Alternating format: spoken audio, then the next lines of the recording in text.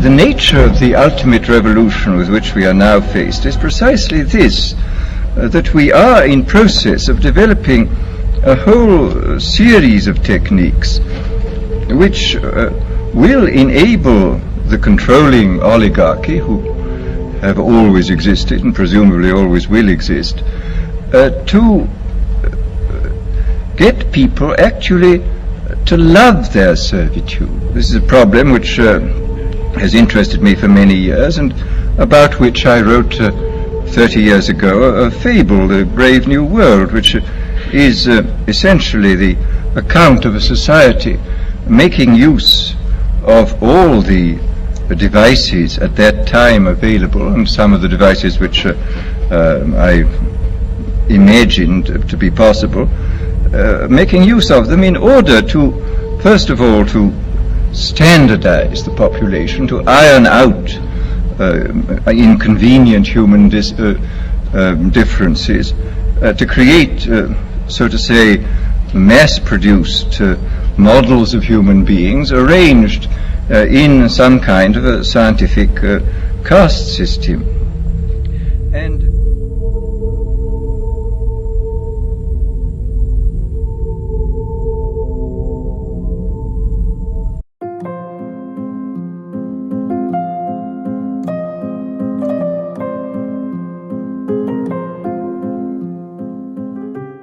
in today's media economy, the amplification of controversy ties directly into patterns of social and psychological control that thinkers like Joost Meerloo, Hannah Arendt, and Aldous Huxley described long ago.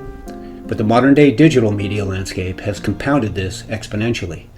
Modern digital media thrives on engagement metrics, clicks, shares, comments, time on page, and emotional response. Controversy drives engagement more than a calm consensus. Outrage, fear, and moral indignation create viral emotions. The result, an algorithmic bias towards conflict. The most extreme or emotionally triggering narratives dominate. Political polarization, culture war topics, and moral panic run rampant. Traditional journalistic incentives constructed around informing and verifying have been increasingly replaced by attention incentives. This shift isn't accidental. It's an industrial optimization of human psychology. Algorithmic entertainment gives endless gratification without satisfaction. Modern digital media thrives on an algorithmic dopamine loop. Every like, notification, and outrage cycle conditions us. Emotional engineering replaces rational discourse. Identity politics and outrage provide the illusion of a moral action while maintaining passivity. After World War II, both democratic and totalitarian states realized how powerful mass persuasion could be. The Allies had just defeated regimes that used propaganda with scientific precision, and rather than discarding those tools, they refined them.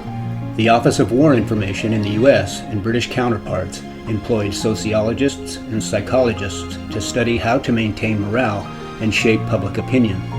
Figures like Ed Bernays, Freud's nephew, had already applied psychoanalysis to marketing and politics. His concept of engineering consent became foundational.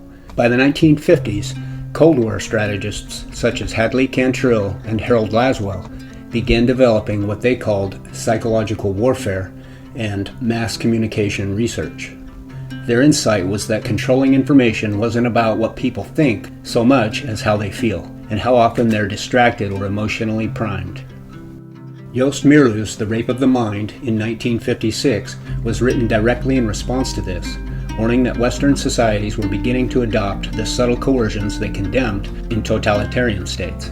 In the book, Meerloo warns that modern states and institutions would learn to control populations not by overt terror alone, but by psychological conditioning, the softening up of thought through confusion, fear, and fatigue.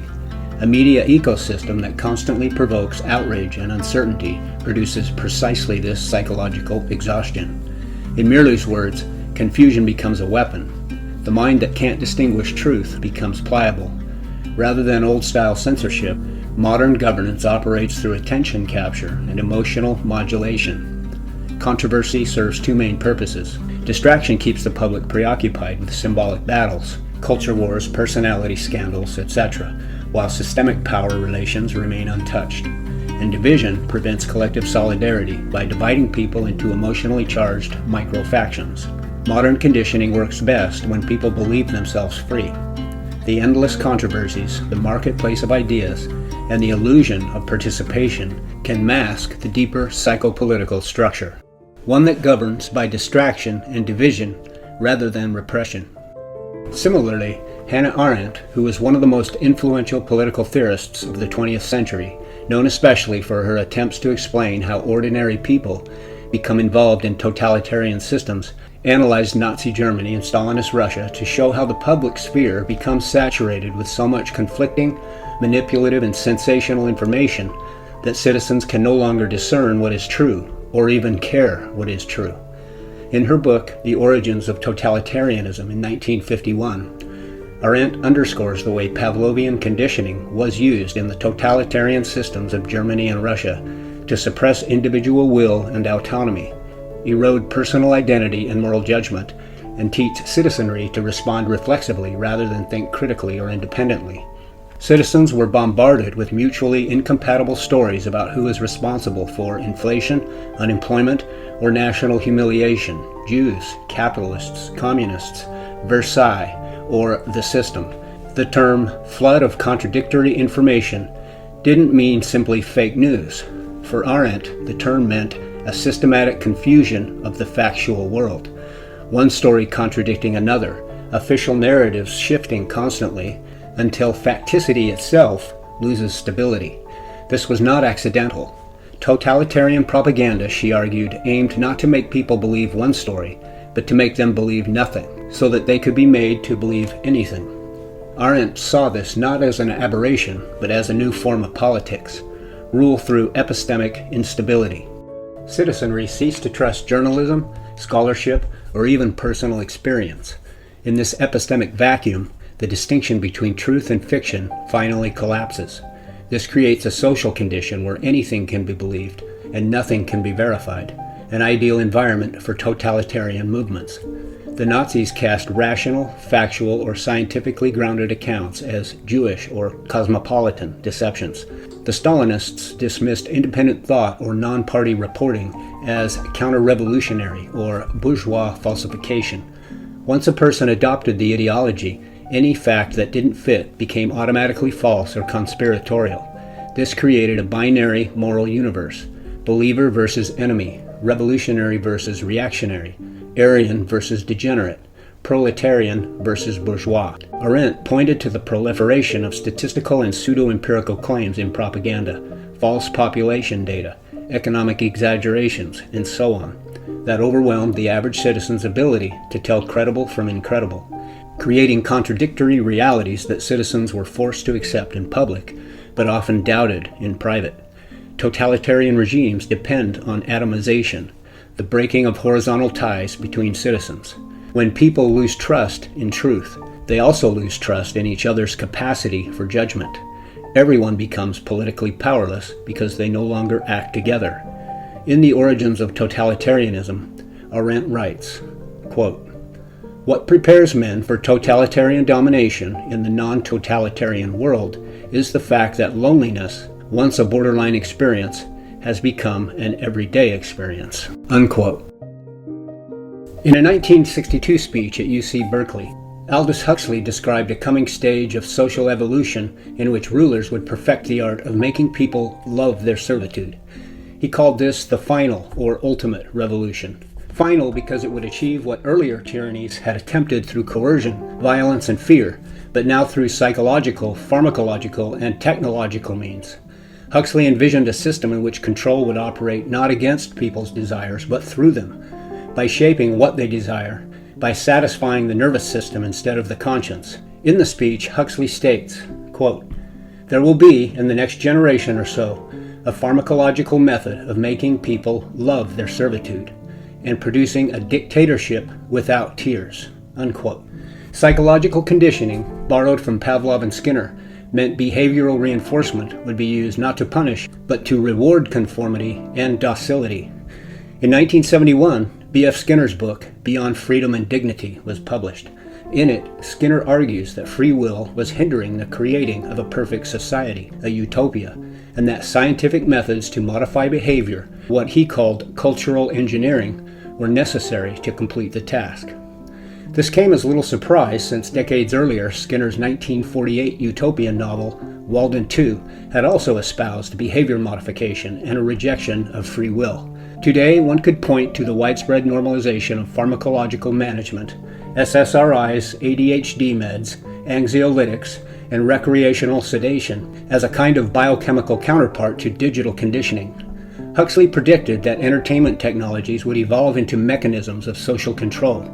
People wouldn't be silenced, they would simply be too amused to care. Neil Postman later captured this in Amusing Ourselves to Death in 1985. Quote, Orwell feared those who would ban books. Huxley feared there would be no reason to ban a book, for there would be no one who wanted to read one. Unquote. Huxley foresaw a citizenry distracted from freedom by the pursuit of comfort, pleasure, and emotional validation. What makes the final revolution is the disappearance of both the human capacity to recognize tyranny and the desire to eradicate it. When people are entertained, comfortable, and emotionally managed, they cease to experience unfreedom as unfreedom.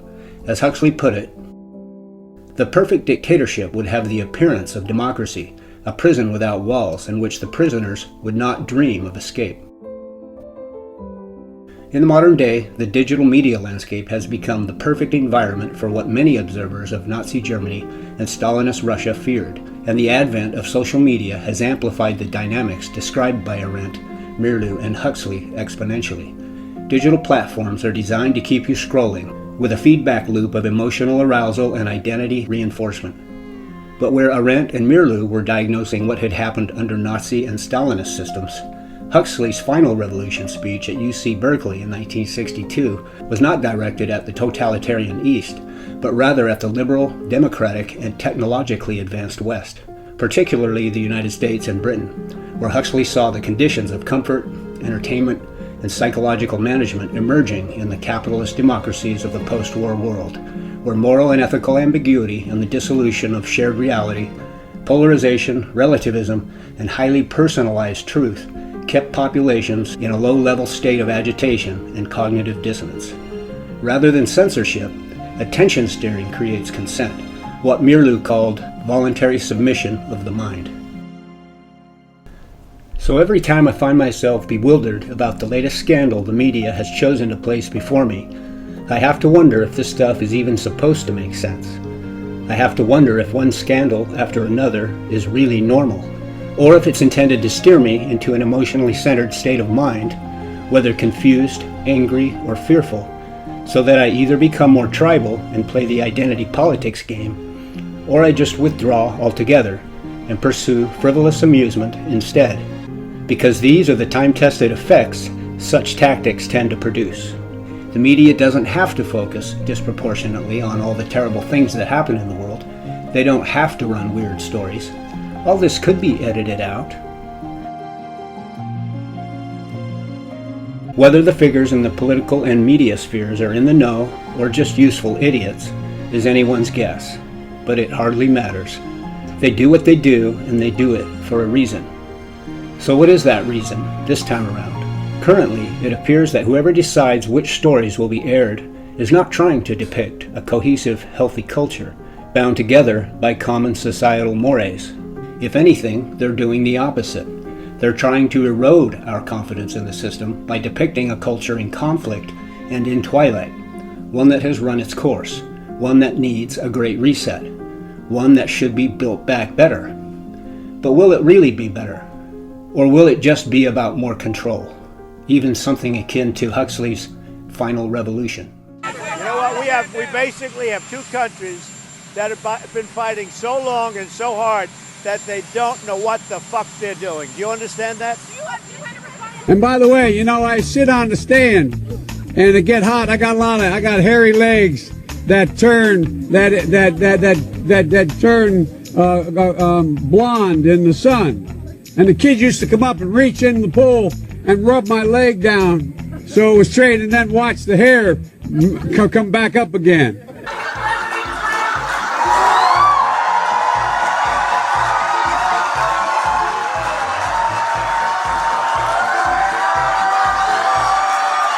But guess what? We got a lot to do. You gotta say hi to me. We go back a long way. She was 12, I was 30, but anyway. When young Americans experience the breathtaking beauty of the Grand Canyon, when their eyes widen in amazement as Old Faithful bursts into the sky, when they gaze upon Yosemite's towering sequoias, I got them $1.9 trillion relief so far.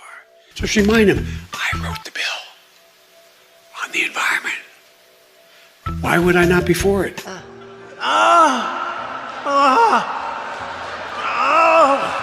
We're going to seize their yachts, their luxury homes, and other ill-begotten gains of Putin's kleptocracy. Kleptocracy. And the guys who are the kleptocracies.